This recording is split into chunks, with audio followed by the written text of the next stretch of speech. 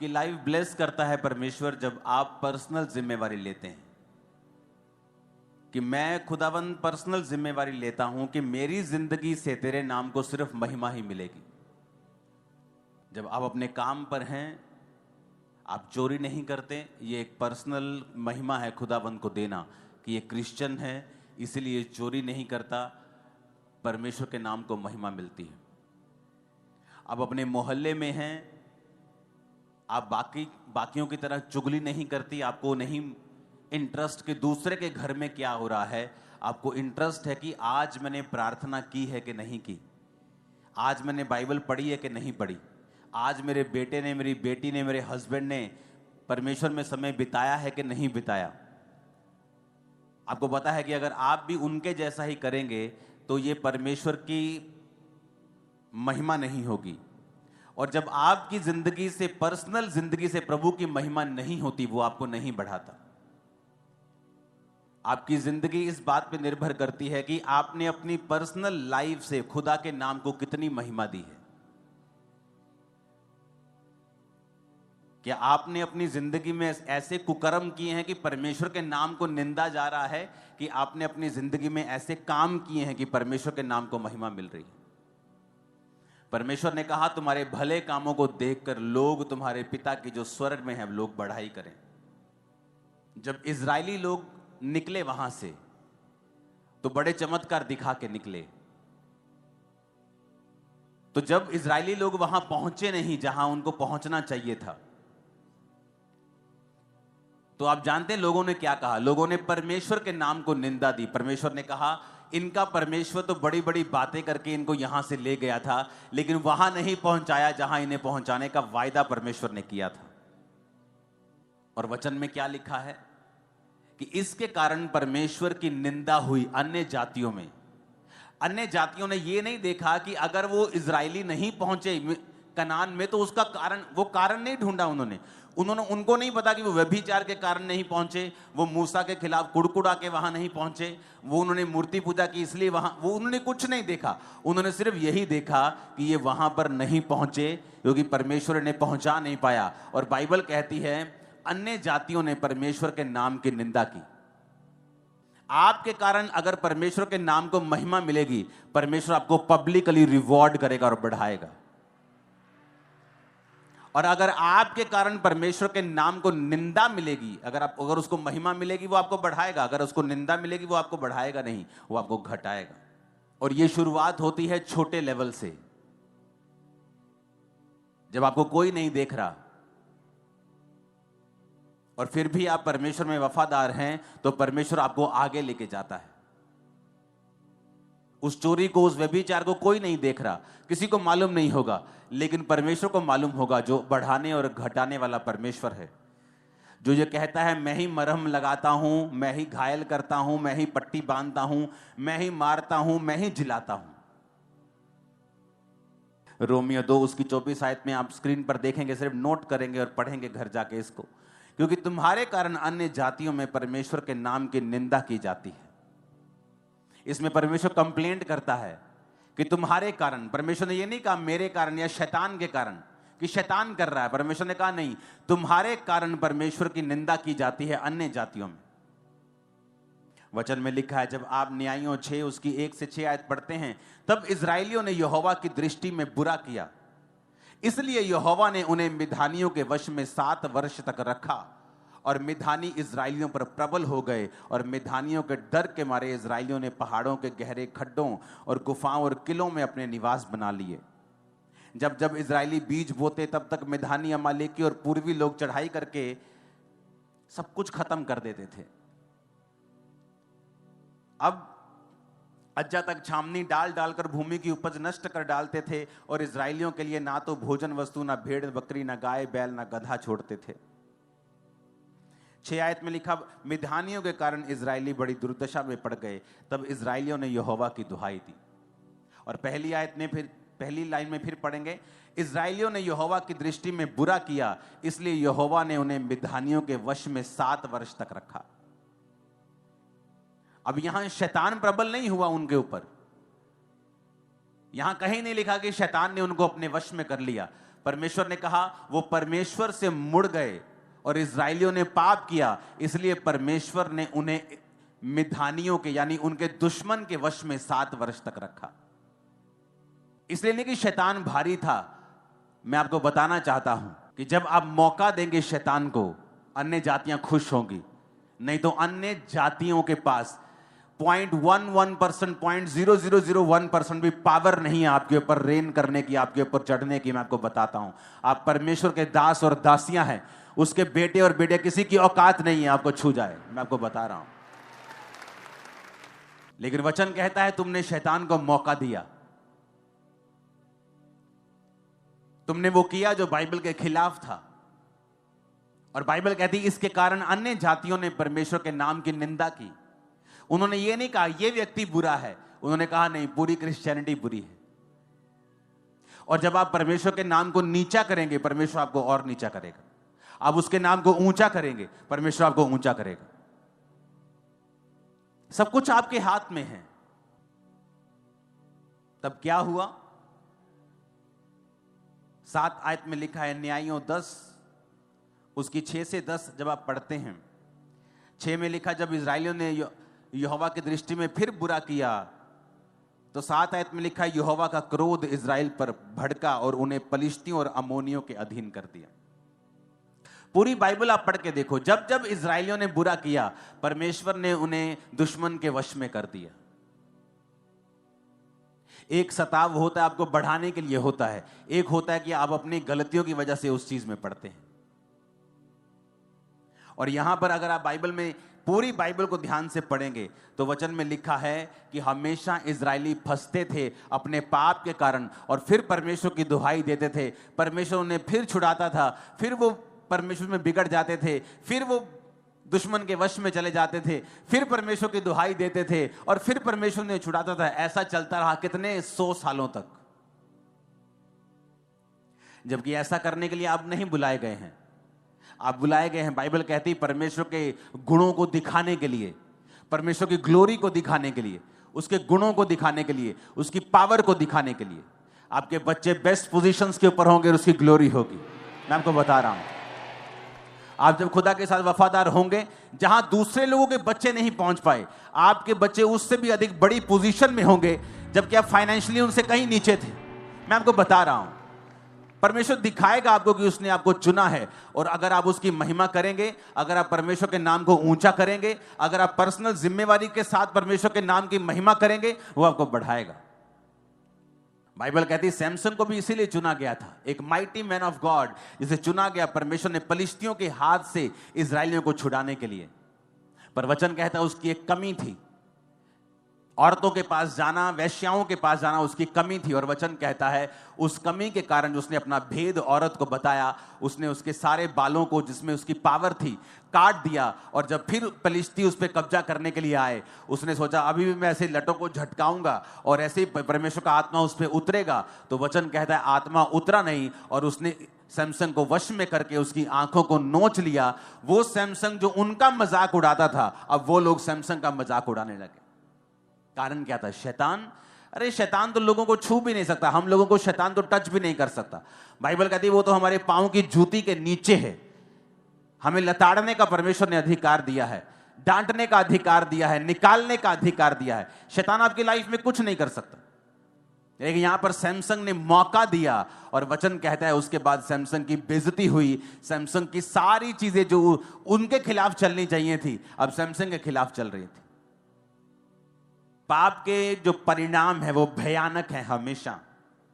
इसलिए कलीसिया को बताया जाता है, उस समय कलीसिया को गुस्सा लगता है, लोगों को गुस्सा लगता है, लेकिन उनको बताया जाता है कि जो तुम कर रहे हो इसका परिणाम भयानक है, इसका परिणाम अच्छा नहीं है। तो हमें अभी सुधर जाना चाहिए ताकि बाद में अन्य जातियों में भी परमेश्वर के नाम की निंदा ना हो। लास्ट अगस्त जो निकला, मेरे 20 साल परमेश्वर में पूरे हुए, और एक बात मैं अपनी आत्मा में मैं जानता था कि मेरा एक सेकंड साइकिल अब शुरू होगा। जिस तरह से पहले साल 2004 में हुआ था, उसी तरह की कुछ ऐसी चीजों को मैं फेस कर रहा था 2024 के अगस्त से। मुझे मालूम था कि ये शारीरिक नहीं है, ये स्पिरिचुअल है। मुझे मालूम था कि ये वही फाइट शैतान मुझे देने की कोशिश कर रहा है जो मुझे 2004 में फील होती थी। मैं पहले वाले स्थान में चला गया, 2004 वाले स्थान में, जब चारों ओर फाइट्स थी।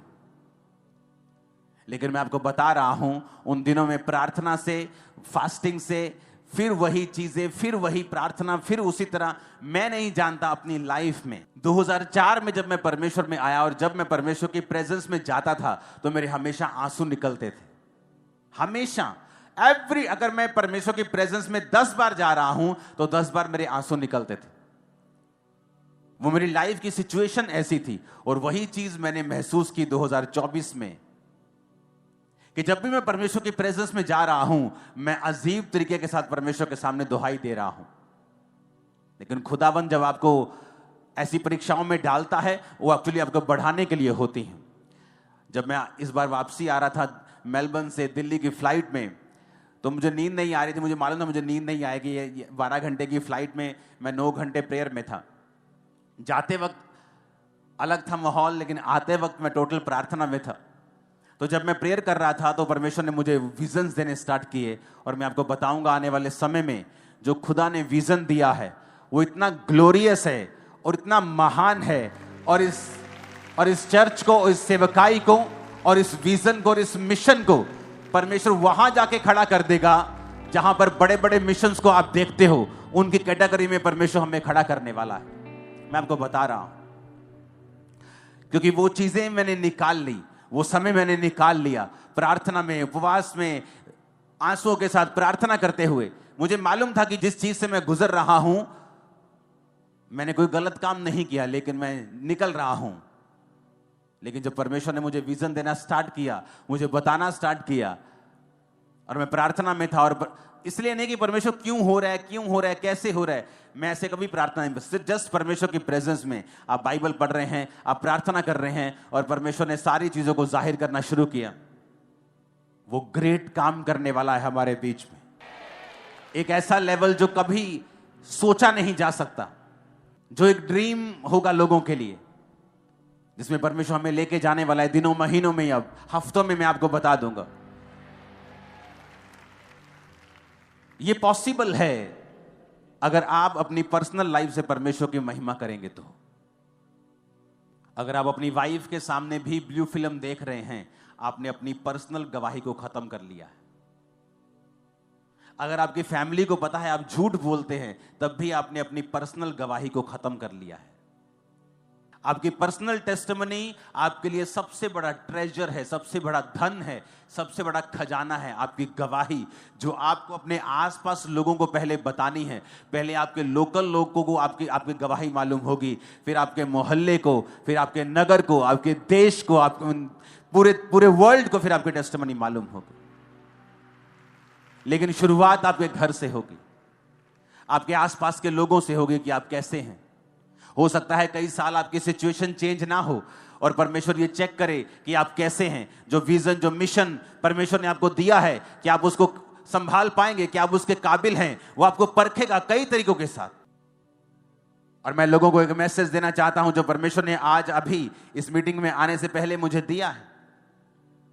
जिन लोगों को लगता है कि परमेश्वर के नाम को ऐसा बोला जा रहा है किसी व्यक्ति के कारण या किसी के कारण, उनको एक वचन जो परमेश्वर ने मुझे दिया मैं आपको देना चाहता हूं। यहोजकेल 36 उसकी 23 हम सब पढ़ेंगे भी, सब स्क्रीन पर भी देखेंगे, सब बाइबल की ओर भी देखेंगे, अगर बाइबल आपके पास है तो। परमेश्वर कहता है, मैं अपने बड़े नाम को पवित्र ठहराऊंगा, जो जातियों में अपवित्र ठहराया गया, जिसे तुमने उनके बीच अपवित्र किया। और जब मैं उनकी दृष्टि में तुम्हारे बीच पवित्र ठहरूंगा, तब वे जातियां जान लेंगी कि मैं यहोवा हूं। परमेश्वर यहोवा की यही वाणी है। परमेश्वर की आत्मा ने कहा, आने वाले दिनों में ऐसे कार्य होंगे, ऐसे काम होंगे कि ये पूरी जातियां परमेश्वर को पवित्र ठहराने लग जाएंगी, और खुदा अपने आप को खुद पवित्र ठहराएगा, और क्रिश्चियनिटी की नाम की बल्ले बल्ले होगी, और ऊंचाई आप देखेंगे इसके। और आमीन, ऊंचा चाहिए चर्च। अगर किसी दुष्ट की वजह से क्रिश्चियनिटी के नाम को बदनामी मिलती है, तो परमेश्वर कहता, मैं अपने नाम को खुद पवित्र ठहराऊंगा। आने वाले समय में आप देखोगे खुदा के नाम को इसी जगहों के ऊपर ऊंचा होते हुए, और ये मेरा नहीं, ये खुदा का वचन है आप लोगों के लिए और पंजाब की कलीसिया के लिए और इंडिया की कलीसिया के लिए और दूर सब देशों की कलीसिया के लिए। वो अपने नाम को पवित्र ठहराएगा और उसे किसी टीवी चैनल की जरूरत नहीं है अपने नाम को पवित्र ठहराने के लिए। जब वो काम करने पे आएगा वो ऐसा करेगा लोग देखते रह जाएंगे। और परमेश्वर कहता है जातियां जान लेंगी कि मैं यहोवा हूं। हालेलुया। परमेश्वर हमें एग्जाम्पल्स देता है किस तरह से हमें चलना है और किस तरह से नहीं चलना है। इसलिए बाइबल में जब भी आप देखेंगे तो परमेश्वर के जो लोग थे उनकी गलती को छुपाया नहीं गया है। यह नहीं कि अगर दाऊद ने व्यभिचार किया तो उसकी गलती को छुपा दिया कि दाऊद ने नहीं किया। परमेश्वर ने बताया कि दाऊद ने व्यभिचार किया और उसकी वजह से दाऊद को मुसीबतें सहनी पड़ी, उसके घर में तलवार चली, दाऊद को फिर नंगे पांव वहीं भागना पड़ा जहां से उसने शुरुआत की थी। दाऊद ने कहां से शुरुआत की थी? उन्हीं पहाड़ों में जहां वो अपने पिता की थोड़ी सी भेड़ बकरियों को चराता था, नंगे पांव रहता था, धूप में, पाले में, औस में रहता था। और जब उसने पाप किया राजा बनने के बाद उसी पहाड़ में उसी नंगे पांव उसको भागना पड़ा और लोग कहते थे ओछा ओछा। और लोगों को मौका मिला दाऊद को निंदा करने का। और वचन क्या कहता है? अगर तुम व्यभिचार करोगे तुम्हारी नाम धराई कभी मिटने वाली नहीं है।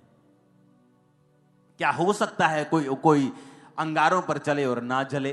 क्या हो सकता है कोई अंगारे अपने कपड़ों के ऊपर रख ले और उसके कपड़े बच जाएं? परमेश्वर ने कहता अगर जो व्यभिचार के ऊपर चलेगा उसका हाल भी ऐसा ही होगा। आपको यह बात समझनी पड़ेगी, आपकी पर्सनल जिम्मेवारी है एज ए क्रिश्चियन कि आप अपने आसपास के लोगों के लिए कैसी एग्जाम्पल हैं। अगर आप बैड एग्जाम्पल हैं तो परमेश्वर का क्रोध आपके ऊपर रहेगा, कोई काम भी सफल नहीं होगा। आपकी टेस्टिमनी जो 1 साल 2 साल में आपको मिलनी है वो कहीं परमेश्वर 20 30 40 साल पर उसको लंबा कर देगा। तो आपको यह बात समझनी पड़ेगी। ये वचन मैंने आपको परमेश्वर की ओर से दिया है कि परमेश्वर कहता है कि मैं अपनी महिमा फिर से बनाऊंगा, अपने नाम को मैं पवित्र ठहराऊंगा और लोग देखेंगे।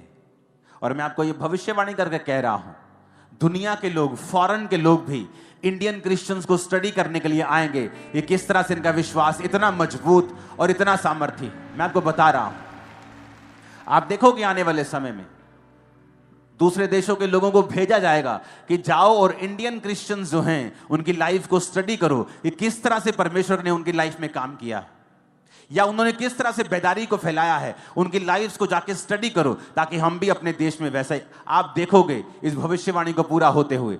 मैं आपको बता रहा हूं, मोरक्कन को आप बड़े लोगों को, तुर्कियों को आप बड़े लोगों को देखोगे, खासकर व्हाइट स्किन लोगों को आप ज्यादा देखोगे इंडिया में आते हुए, पंजाब में आते हुए, जस्ट स्टडी करने के लिए कि परमेश्वर ने इनकी लाइफ में कैसे काम किया और कैसे सुसमाचार ये फैलाते हैं, क्यों ये परमेश्वर इनकी लाइफ में इतना बड़ा काम कर रहा है। वो आपकी स्टडी करने के लिए आएंगे और खुदा के नाम की महिमा होगी। वो अपने नाम को पवित्र ठहराएगा, उसका नाम ऊंचा होगा। आप ऊंचा करेंगे, मैं ऊंचा करूंगा यीशु मसीह के नाम में। हालेलुया। एक समय होता है आप परीक्षाओं से गुजरते हैं, एक समय होता है परमेश्वर फिर आपको फल देता है। लेकिन आप ये मेक श्योर करें कि आपकी परीक्षा आपके पाप की वजह से ना हो, आपकी परीक्षा आपके बढ़ने के लिए हो, वो परमेश्वर की ओर से हो, शैतान की ओर से ना हो। अपने मन से बात करो धीरे धीरे शब्दों में कि आज से मैं परमेश्वर की जिम्मेवारी लूंगा और मैं खुदा के नाम को महिमा दूंगा। एक भी कर्म नहीं ऐसा करूंगा कि परमेश्वर के नाम को निंदा मिले। मैं और मेरा घराना हम मिलकर परमेश्वर की सेवा करेंगे। आमीन। ऊंचा ये आशीष हमारी है। हालेलुया। तैयार हो खुदावंद की महिमा करने के लिए? पर्सनल जिम्मेवारी है आपकी लाइफ पर, परमेश्वर आपको देख रहा है। आपका जो मन है वो परमेश्वर से लगा होना चाहिए। अगर आपका मन प्रभु से लगा हुआ है, जब आप चर्च में नहीं हैं या फायर एटमॉस्फेयर में नहीं हैं,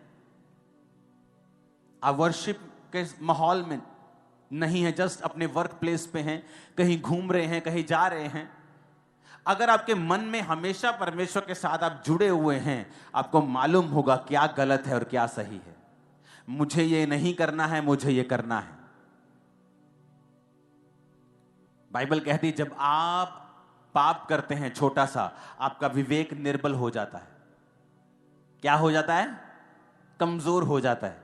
आप छोटे छोटे पाप करते हैं ना, और ऐसे पाप करते हैं आपको मालूम होता है कि ये पाप है, धीरे धीरे वो पाप आपकी लाइफ में रेगुलर हो जाता है। अगर आपके शरीर को थकावट हो जाए एक दिन तो बहुत महसूस होती है, लेकिन जब लगातार वो चलती जाती है आप हैबिचुअल हो जाते हैं कि ये प्रॉब्लम आपकी लाइफ में है। जब एक व्यक्ति छोटे छोटे पाप करता है, आंखों का पाप, व्यभिचार, कुछ मोबाइल पे देख लिया, कुछ गलत काम कर लिया, उसका विवेक निर्बल हो जाता है। जब आप निर्बल हो जाते हैं, तब अगर आप अपनी निर्बलता का इलाज ना करें तो आप मर जाते हैं। और जब विवेक मर जाता है, मैं आपको बता रहा हूं, वो अगर वो पाप भी करेगा उसका विवेक उसे दोषी नहीं ठहराता। पता है क्यों? क्योंकि उसका विवेक मरा हुआ है। एक मरा हुआ बंदा इल्जाम नहीं लगा सकता। एक मरा हुआ व्यक्ति नहीं कह सकता वो तेरे मुंह पे दाग लगा हुआ है, वो तेरे कपड़ों पे दाग है। मरा हुआ व्यक्ति नहीं कह सकता। जब पाप कर करके विवेक को खत्म ही कर लिया, विवेक मार ही लिया, तो विवेक दोषी क्यों ठहराएगा फिर आपको? फिर विवेक आपको दोषी नहीं ठहराएगा, क्योंकि आपका विवेक तो मरा हुआ है। अगर मरा हुआ ना होता तो इतने बड़े बड़े आप काम ना करते। कितने मेरी बातों को समझ रहे हैं?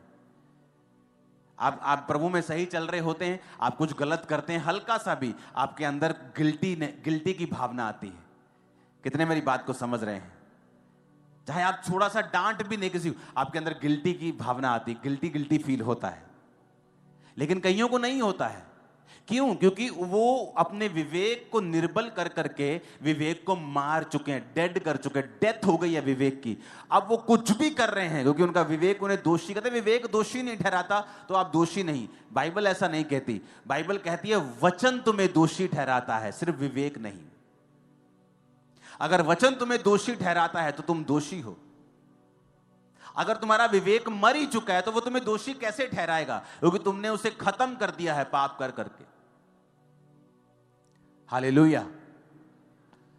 तो जब आप पहले स्टेप पे होते हैं और आपके अंदर गिल्टी आती है कि नहीं ये मुझे गलत लग रहा है, ये थोड़ी सी चोरी, इनडायरेक्ट चोरी, ये चीजें, तभी उसको इलाज करना है, तभी अपने दुर्बलता का इलाज करना है। विवेक को तभी कमजोर होने से बचाना है और उसे मजबूत रखना है। क्योंकि विवेक जब कमजोर हो जाएगा धीरे धीरे वो मर जाएगा, और जब मर जाएगा तुम कुछ भी कर लो, कत्ल भी कर दोगे, तुम कहोगे कोई बात नहीं, मूसा ने भी किया था। फिर तुम एग्जाम्पल्स ढूंढने लगोगे बाइबल में से, और तुम वचन का आसरा लेकर फिर गलत काम करोगे, क्योंकि तुम्हारा विवेक जो है वो मर चुका है। अपने विवेक को मरने नहीं देना, अपने अंदर वाले आदमी को मरने नहीं देना, और उसे कमजोर नहीं होने देना, उसे मजबूत रखना है। क्योंकि जब आपका विवेक सही होता है तब परमेश्वर आपके अंदर एक विश्वास का उत्पत्ति करता है। अगर आपकी लाइफ में एक बड़ा काम आपको करना है कि ये मेरी लाइफ में हीलिंग होनी चाहिए, खुदावन ये मेरा बेटा बचना चाहिए, प्रभु ये मेरी बेटी मसीह में आनी चाहिए, प्रभु मेरा हस्बैंड मसीह में आना चाहिए, उसके लिए आपको संपूर्ण फेथ चाहिए कि आप प्रार्थना में बैठे, खुदावन मेरे हस्बैंड के दिल दिमाग रुझ जिस्म जान पे अपना अधिकार कर। जितनी अंधकार की शक्तियां इसके जीवन में मैं डांटती हूं, यीशु के नाम में इसके जीवन को छोड़ के जाए। ये दलेरी कब आएगी? जब आपके अंदर विश्वास होगा कि यीशु के नाम में मैं सारे बंधन अपनी लाइफ के, गरीबी के, हमारी लाइफ में जितने गरीबी के श्राप हैं मेरे परिवार पर, मैं सारे बंधन तोड़ता हूं, डांटता हूं यीशु के नाम में। ये दलेरी कैसे आएगी? जब विवेक ऊंचा होगा और विश्वास हाई होगा। जब आपका विवेक निर्बल नहीं होता और आप विवेक मजबूत होता है, आपको पता है आप किसी बात में दोषी नहीं, आपका विश्वास टॉप पे होता है। क्यों? जब आपका विवेक सही होता है, आपका कनेक्शन प्रभु के साथ तार जुड़ी होती है। जब तार जुड़ी होती है, प्रभु आपसे बात करता है, आपको सुनाई देती है। निर्बल विवेक में जब प्रभु बात करता है तो कभी सुनाई देती है, कभी आधी सुनाई देती है, कभी अधूरी, कभी सुनाई देती है, कभी सुनाई देती नहीं है। जब विवेक मरा हुआ होता है तो परमेश्वर चिल्ला चिल्ला के भी बात करे, आपको कभी मालूम नहीं होगा कि प्रभु क्या चाहता है।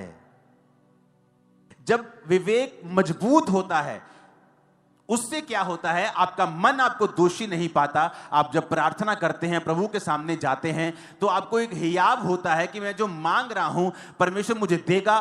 बाइबल का जो विश्वास है आपके अंदर एक अजीब रीति का बन जाता है। और जब आपका विश्वास बढ़ने लगता है, आपका विवेक हाई लेवल पे होता है, आप प्रेयर करते हैं और शैतान भागता है। कितने मेरी बात को समझ रहे हैं? क्यों? अब आपको मालूम शैतान क्यों आपके विवेक को निर्बल करना चाहता है? ताकि आपका विश्वास कम हो, आपका कनेक्शन कंप्लीट ना हो, आपको प्रभु की आवाज सुनाई ना। आपको मालूम है एक बात, परमेश्वर हर एक जन से बात करता है। जरूरी नहीं वो आपसे कानों में बात करे, लेकिन वो हर एक जन से बात करता है। आपके सर्कमस्टेंसेस के द्वारा, वर्ड के द्वारा, आपके परमेश्वर के दास के द्वारा, किसी भी माध्यम के द्वारा आपसे वो बात करता है। अगर आपका विवेक निर्बल नहीं है, अगर आपका विवेक मरा हुआ नहीं है, आप उसकी बात को झट समझ जाते हैं, चाहे वो 4 साल का बच्चा क्यों ना हो, कि ये बात मुझे परमेश्वर ने बोली है।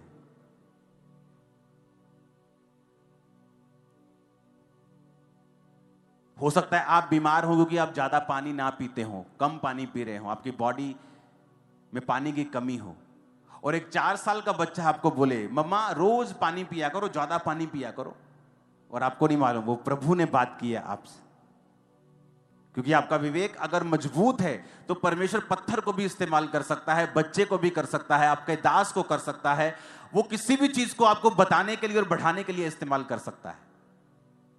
कितने मेरी बात को समझ रहे हैं? और शैतान क्या करता है, वो आपको एक छोटा सा पाप देके आपके विवेक को निर्बल करता है और मार देता है, ताकि प्रभु चाहे चिल्लाए भी आपको कभी समझ नहीं आएगी प्रभु क्या चाहता है। अपने विवेक को जीवित रखें और फिर देखें ये जर्नी कितनी एक्साइटमेंट से भरी हुई है, आशीषों से भरी हुई है। सताव है लेकिन बरकतें बहुत बड़ी हैं। परीक्षा है लेकिन महिमा परीक्षा से कहीं अधिक बड़ी है। और सबसे बड़ी बात, अनंत जीवन कहीं अधिक बड़ा है।